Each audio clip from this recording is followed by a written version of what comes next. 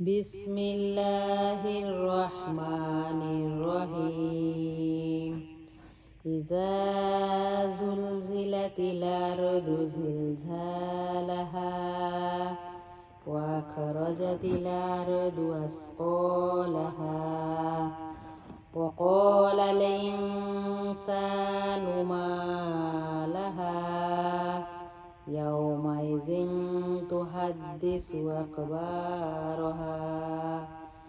بأن ربك أوحى لها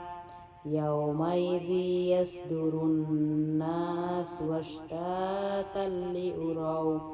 أعمالهم فمن يعمل مثقال ذرة